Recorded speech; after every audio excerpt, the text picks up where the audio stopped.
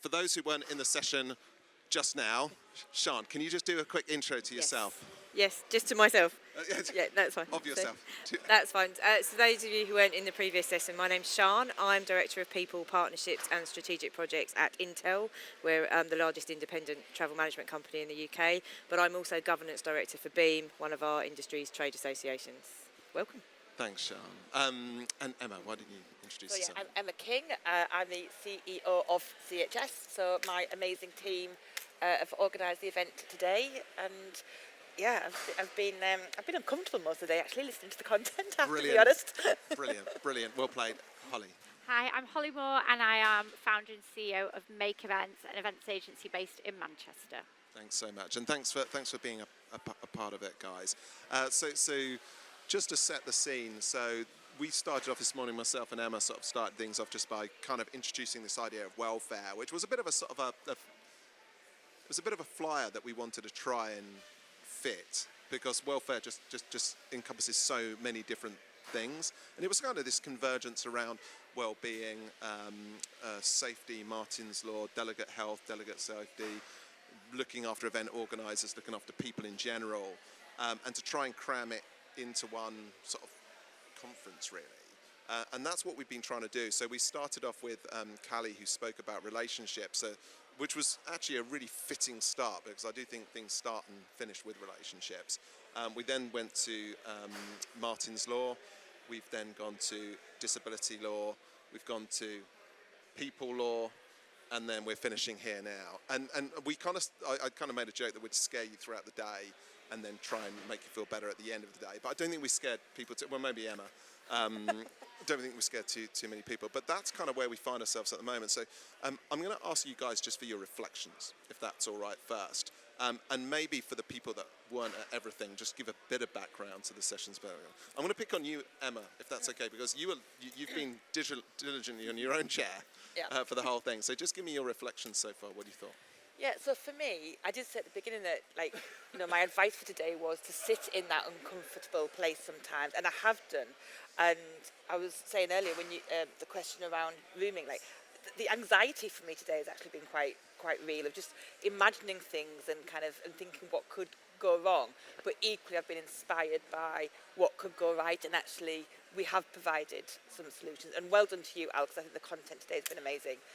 And the speakers that you've pulled together, not including me, I'm here regardless, but that you've done has been fantastic. And in terms of an overall reflection, there was kind of 3 words that came to me around that overall, how I feel about today. And one was about trust, and how much we as organisers have got to put trust in venues, things like the Martin's Law. How do we know they're going to be doing what we need them to do? The trust around all of the, even around delegates, I've got to trust that you do tell me what you need in terms of accessibility. It was a great point that we can't cover off everything. It's exhausting thinking about all these new laws that are coming in. So trust was a big thing for me. Empathy, and I think that came from what you were saying, Sian, is just have to imagine yourself in someone else's shoes. And what do they need, and what, and that gave me the hope, I think, and the positivity. It's I don't have to have all the answers. I can ask you, what do you need from me for this show? Or you can ask our clients. And then being a business owner, budget, this is going to get expensive. So it's kind of but again, that kind of what can we do, and what could we account for everything and then take stuff out. So I think there were my kind of three key themes. Well, let's unpack that, because I think, especially the last one, I think we can't keep on ignoring the B word. Holly? So I'm probably coming at it a really different angle. So if you'd had 2 stages today, and one was creative and sales and marketing, I'd have been going to that stage, just been transparent. Because in my head, I don't look after anything like this within the bit. Other than the CEO, there's other people that look after compliance, legal, all that kind of stuff, health and safety. And I think what would be I've listened to the last 2 talks and couldn't stop taking notes, and I'm with my team there, and we're right, you go back and look at that, and we'll go back and look at that. And I actually think there's a bit, so I'm going to go from a commercial point of view as well as a safety point of view, that I think we need to get people interested within agencies on this kind of stuff, because being totally honest as well, and I don't know if anybody else experiences it, sustainability will be a big thing on a corporate's brand values on their website, but actually when you dig deep into doing a pitch or a presentation, it's not actually often of that much interest, being totally honest. So I think that if we can, this kind of content, if you can flip it, so I'm now thinking from a commercial point of view, like if I'm going to go on a pitch, for me to be really well educated on this, then that has got to put us in a, not just thinking of having the best creative, actually, am I going to have the best knowledge on keeping your delegate safe, that communication piece. If I'm selling a delegate reg site, it's digitally compliant, it can gather all this data for you, it can safeguard you, all of these things. So I think what would be really useful is to try and, as awful as it sounds, make these subjects not just about what they're actually about, but how they benefit the agency. Because as an owner of a business, we had a tough time last year, and it's been great today speaking to other agency owners who've been really transparent that last year was really tough, and we never used to talk that way. And so obviously the B word, the budget, you're basically wanting to, in the best possible way, make all your team as billable as possible. Have they got time to go out and get all this education and knowledge? So actually really thinking about the benefits to the agency from a selfish commercial point of view, but that can only benefit your client and the relationship that you build with them. That's brilliant. Thank you so much, Holly. That's great. Great shout.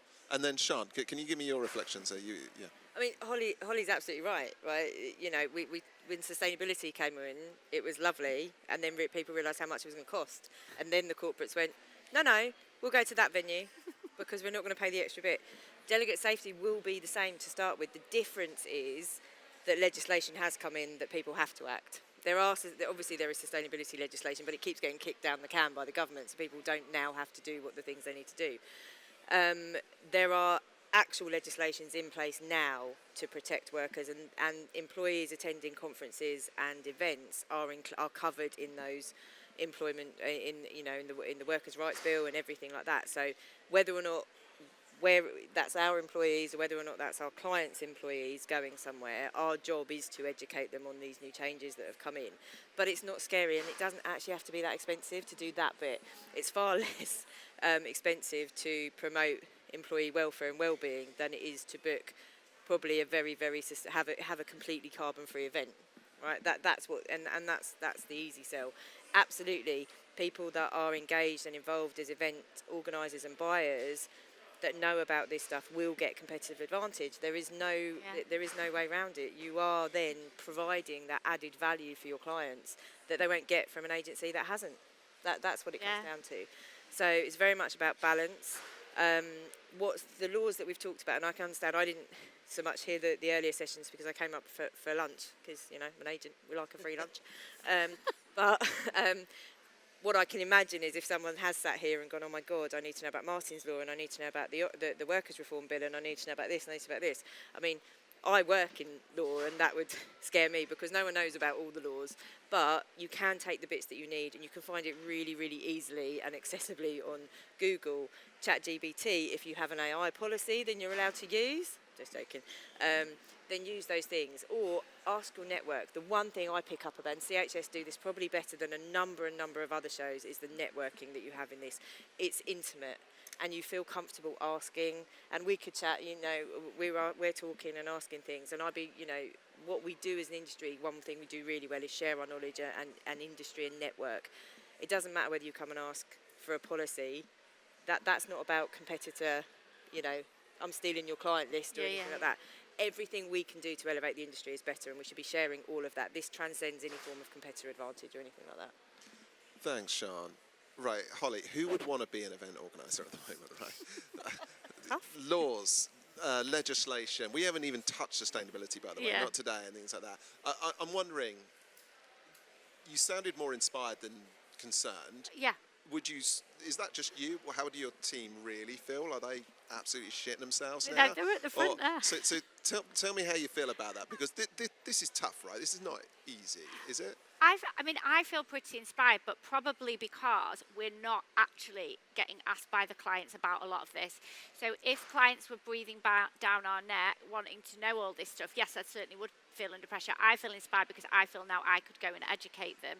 And actually, when we're thinking now about our own client events that we do, like our supper clubs and our educational events, maybe some of the subject might be this subject matter rather than employee engagement via events or the latest trend. But I feel like I've been educated today, and that's what the show's about, isn't it? So no, I think it's been brilliant. Thank you. And similar question to you, Emma. You know, I ask you not to just think about it from your own perspective, but young event organisers coming into the event or new businesses that have just been set up. You know, it's inspired. I get. Yeah. There's then not a small element of Jesus. Yeah, I mean, I'll be honest. I'm sat there like uncomfortable in different ways. Like on Callie's session, at first it was kind of like no. Then sat with it. Thought, oh my God, yes, I have experienced that and what have you. And what I found interesting today is the whole thing about where responsibility lies. And so you've got new people coming in, and I think we as a trade show, we have a responsibility to educate. And when I say you did a great job with the speakers, because I think you've done it in a very inspiring and entertaining way. It hasn't been a really heavy, oh my God, another law. Like it has been good, and I have got answers and solutions in my notes as well as questions. But yeah, I think it can be overwhelming. Today I was like, that's a lot to unpack, sort of back at the office kind of thing. But equally, what a great industry to be in, because we do collectively share. Like I will feel absolutely fine putting out a feedback questionnaire to you all saying, hey, tell us from this perspective, what can we do better? Are you aware of any apps that we can use? I loved the idea, was it you or Lee, of us having a text number on the badges, that if you see something, just text one of the team and say, because we have kind of codes on the radio. If we see something, we have ways of communicating if we see something, but like it's only if you come and tell us. It's like we can't be everywhere, we can't be in every single corner. I think we do a very good job of being seen, and I know we do a lot better than some events. If you want us, you will always find somebody in a red t-shirt or what have you to help. But yeah, so many ideas. But I'm grateful that we're in an industry where you can tell us and you'll share your experiences. There was something that came out to me was, despite the fact that we're talking about the law quite a lot, and this is a Sean question really, how empathetic the law is. Mm-hmm. The guy who was talking about Martin's law was just so forgiving of people that want to do the right thing. And I was just really interested about something you were just saying as well, which is, this is about the law wants to support you with a shared goal. And I was wondering whether you could we had a brief chat. I'd like you to say that to them. So people think about laws and think, oh my God, if I get it wrong, I'm going to prison, right? Or I'm getting fined, or I'm doing something. Actually, there's a long way to go when there's legislation in place. Legislation and the law is about mitigation. It's about being proactive to stop things happening before they happen. And the best thing you can do is educate and be aware of something that comes in and work out the most reasonable way that you can take that information and use it properly. And we talk, I talk about mitigation all the time, but that is what it is. Martin's Law is a classic example. And you said, how do we trust that the venues are doing it? You have to. You have to trust that they're doing it. But what has to happen as well is if they get it wrong, they also need to show that they did do this and they did A, B and they did C, because things will happen. People that are involved, and when humans are involved, things will happen and they will inevitably go wrong. But what happens is how you deal with it afterwards, and that follow-up and the things that have taken place. If you can put everything that you've done to prevent something happening and it still happens, then at least you can rest going, well, I did everything I could possibly do. And you don't know what you don't know either. So you can only do as much as you've learned, as much as you've educated yourselves and things like that. So if you are seen to be trying, if you are seen to be trying really hard to make things work, no one is expecting you to know everything overnight and have a perfect event every single time where nothing ever goes wrong. I imagine lots of stuff, and you guys have been fighting fires all day today, probably, that we've not even I don't seen even see because it. it's so smooth. I will say that. Oh, Julie's Right, Julie's been like, yeah. And what happens is those little things happen. What people remember is when something really huge happens, right? When something really tanks and it goes wrong. That's what's going to be in the media. That's what's going to go wrong. But again, if I'll take Heathrow Airport. I mean, we work in travel. That was a bit of a nightmare on Friday, right, for those of us who had thousands of people on flights. But it wasn't what had happened, because that wasn't Heathrow Airport's fault. They had a business continuity plan. They initiated it. They went through the head of Heathrow got absolutely slammed for going to bed, right, and going to sleep. I don't know if any of you saw that in the news. that actually is part of their response plan, because he's got brilliant gold circle, that's what they're called, number twos, who go in and deal with it. So actually, the impact was really small, but what the press picked up on was the really one negative thing. Everything that every person at Heathrow did on Friday was amazing. All of the staff, all of the ground crews, everything. They didn't mention that, did they? So, and that's the fear. The law sometimes creates fear, and the media create fear when we're doing these things. So I wouldn't let it bother you so much. Just do the things you can do and ask for help if the things you don't. Yeah, it's I don't think because I don't think it's a kind of overhang response from COVID, that fear of being closed down at any moment. But when we were talking about Martin's Law, my brain kind of went to, if a venue does something wrong, they could walk in here and close us down. Like, can you just imagine if somebody, the regulator walked in and said, the venue's doing something wrong, you can't have your event. So I think I was catastrophizing a little bit. But I'm really worried about you, Emma. I know. It was like, oh, no, not again. But I was reassured by him, is what I was getting to. I was reassured by what he said was, we'd give feedback first, there'd be stages. And again, we've got to trust that the venue's been honest with us around, have they had warnings, have they had feedback or what have you. But it was reassuring to say, you know what, all of these things seem to be sensible. And actually, if you just do the right thing, I think to a degree, if you're just a good person, and if you just don't want to hurt people, and you want people to have welfare and to be cared for and to be safe, I think we probably can't go that far wrong.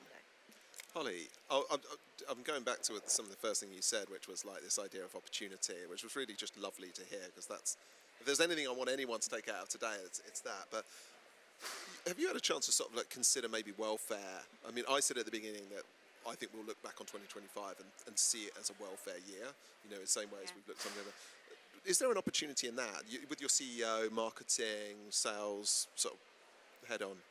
Yeah, definitely, because of just really the sort of things I talked about before, when we're selling Delegate Reg, for example, that purely on logistics or personalisation in terms of, are you gluten-free or all that kind of thing, there's actually a lot more of an opportunity there. I think Neil from Delegate Wranglers said before about, having, somebody that looks after the people that are coming on their own. We had our own ticketed event, the Anything is Possible conference, and we did that.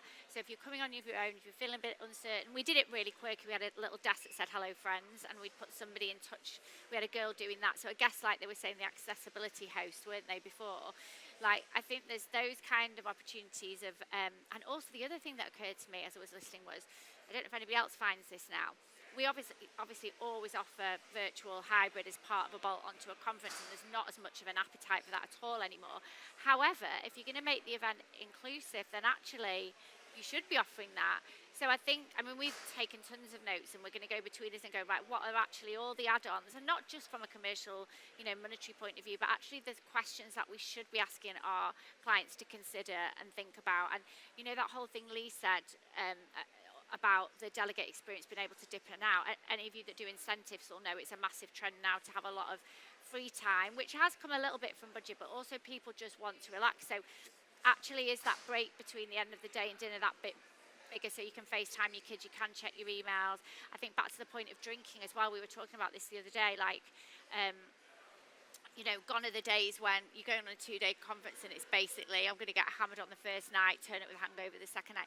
And even things, I know these are really soft things, but, why does somebody that's celiac check in their room and they've got Borders cookies? There should be gluten-free and things like that. And I just think it is that end-to-end experience that agencies, we can really offer all the soft and also a lot more serious options to people to make it a great delegate experience. That's brilliant. Thanks so much, Holly. And can I ask you another question? Let's hit that budget thing. Yeah. Because again, it's funny. We come in talking about welfare. We're going to walk out talking about budget. What's your view on budget, right? Is it affecting you? Do you think they're going all very well, but? I mean, to be honest, some of these things will be the things they cut, in my experience. So what we tend to do is, we use ProSim. I don't know if any other agencies use that. It's a brilliant budgeting tool. So we will, you'll be given a budget to work to. In the first stage, we'll do what's called a shopping list. Now, our minds will go to be what's the additional speaker, the decor, all of that, the kind of thing. But now I think we should really consider as a team all the things that have been mentioned today as the bolt-ons. And I think it's to your point when we talked about twinning rooms and things before, if we've done our job to offer all of those things and they've been discounted because of budget and something happens, but we've done our due diligence, I think that makes us a trusted event partner. It does. Brilliant. Definitely. I'd be interested in, as Sean, I'll pick on you first and then Emma. Same question, budget. You know, it's going to kick back, these things cost / should they? What's your counsel? I think on that? I think it will depend on the client industry. I Yes, think it will yeah. depend what their motivation is to hold events and things like that. I think that it will depend on whether they're looking at ROE, return on engagement, versus ROI, which some companies still measure everything in ROI, which we try and educate that that's not the be all and end all. I do think I don't want to end on a depressive note, but this country we are in recession. We've been in recession for 2 quarters officially. It doesn't probably feel like that because it feels like there's still money out there. But if you listen to economists, the UK has been in recession. We go into recession when we have 2 quarters worth. So we are there. It's very borderline. I don't think it's going to last for as long as it has done in the past. But a lot of especially on our venues and hospitality side, have been hit with national insurance increases. Minimum wage has had a huge effect. That puts a few £100,000 on the bottom line for most medium-sized businesses. There will be a change in spend. There will be refocusing. They'll be focusing on the type of events that come. And I think we'll see that over the next few months. I think it will level out pretty quickly because people will find their way again. But yeah, I think it's going to be a really interesting year. And there is a new ISO coming out, which is all about travel, which is travel management. It's duty of care. Events are included in that, on the periphery, but they are included in that. Your big PLCs will probably be looking at that and going for that, and they'll be looking for their event management companies and their travel management companies to do the due diligence for them, and probably do the donkey work in getting the accreditation generally. But yeah, all of this stuff is coming. We saw this with sustainability, like we said. This was a buzzword for a long time, and right at the top at procurement level they are measured on those sustainability. Does the booker who is booking the event think the same way? Probably not in all companies yet, but it will come because again it will have to. So I see our job as very much that education consultancy piece, because that's where we add value, and if we're not adding value then they're not the right client. Brilliant.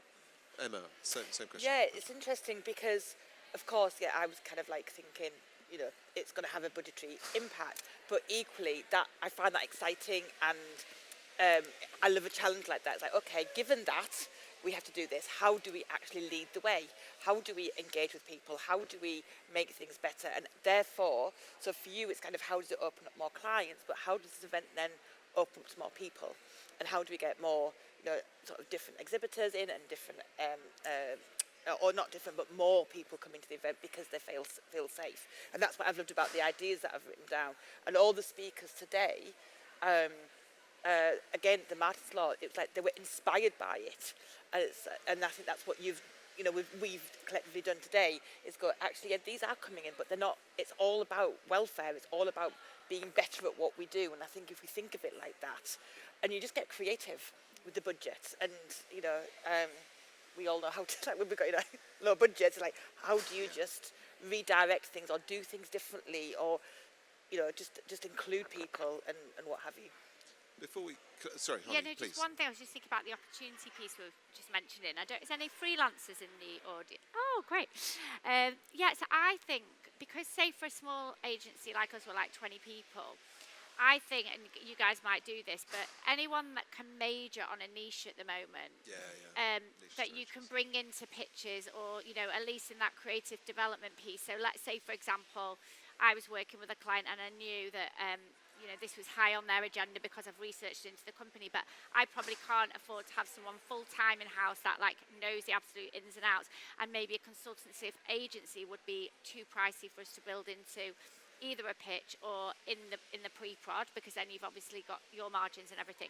So I think any freelancers that can niche on certain things and put themselves out there, obviously Delegate Wranglers is a brilliant place to be hanging about, but basically if people can niche, and then like companies like me know that there are people out there that might just come and do a day's work on a pitch or be part of a pitch team to give that specialism, so you're not, as well, then you're not basically talking rubbish on the thing. I think that would be really good. Great shout, thanks, Holly. We've got limited time left, so I was just going to ask you for maybe one, and if you fancy it two, things that you'd do next. It might be just something that you'd do next, or something you'd advise other people to do next, but just off the cuff, Sean, I'll pick on you first. Let's have her. I think if I was, I have the benefit of working for a fairly large organisation with resource that allows us to do things. So if I put my hat on, if I'm back to the roots, an event organiser that doesn't have that resource, the first thing I would do is I would look at. I'd research my clients really. I'd go back and research my clients, and I would be looking at their policies on safeguarding. I'd be looking at things like their modern slavery statement. I'd be looking at their ESG policies and things like that. I'd go back and pick out the bits that I think are important, and I'd go and talk to them about how I can pull that in when they're doing their events, because again, that's what makes them really tied to you, and do that. I'd also look at possibly some HR consultancy and stuff like that. If you have employees, even if you're self-employed, the Workers' Protection Act that came in October is really important. And if you are caught out by not abiding by it, there are some challenges. So just read through it, see what you have to do, and you can get loads of information on it really free. There's free resources, there's webinars, there's all sorts of stuff you can send out to your employees and colleagues or networking industries. Maybe that's something the associations can send out as well together, because that's probably the most recent one that's come in that does have an effect on people. Fantastic. Emma? Yeah, for me, I think we'll probably go into research mode in terms of okay, what can we do? What do people want us to do? What do we absolutely have to do? And then, if we take as a standard the legal stuff that we have to and we will, but it's where are the quick wins? Where can we do things that's just a little bit different, a little bit quirky, and how can we do it in a CHS style, and kind of in our way and what have you? And then what can we do where people are kind of again, I'm excited to think, when we get to Birmingham in October and do this show again there, it's I want to see some practical changes in what we do, and I would love it if it's noticeable. If I saw that you took that on board from the show last time, and you've done it this time. So yeah, I'm going to go into research mode and try and get curious about it, as opposed to catastrophise that I'm going to get shut down. Well done, well done. And so, lastly, Holly. So two things from me. So I've got lucky enough to have two of my team with me. So we've already been saying we'll go away and action this, and maybe as we come up with, even at the start, a bit of a checklist that we should be adding on to clients' budgets, etc. And then number two, we're starting a bit of a supper club series from this year. Our financial year starts 1st of April. And we've got a load of topics, and this isn't included. And I think this would be a great one to be included. If you want to help me with that, Al, for the couple of speakers. I think it would be a really great topic. For you for Melly today. A really good topic to have included. And the other thing I just want to say really quickly is things like that really remind me how live events cut through the noise, because if you'd sent me this as a seminar to watch, no offence, I wouldn't have done, but actually listening to people and engaging, it's so powerful, and that's why what you guys do is just so important for the industry.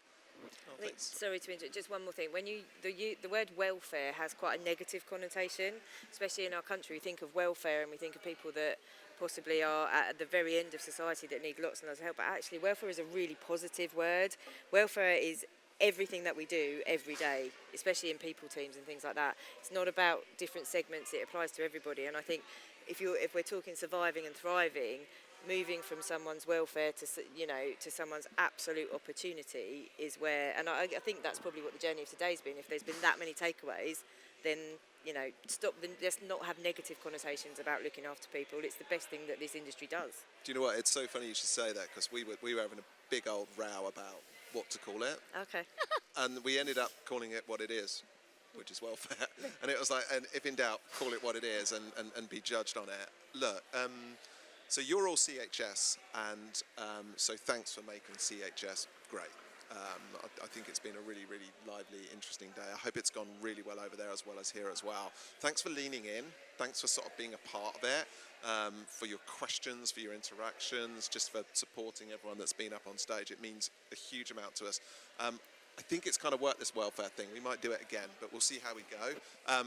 So when we give a round of applause to these guys, I'd love you to round of applause for yourself for everything you do, and it's massively appreciated. Thank you.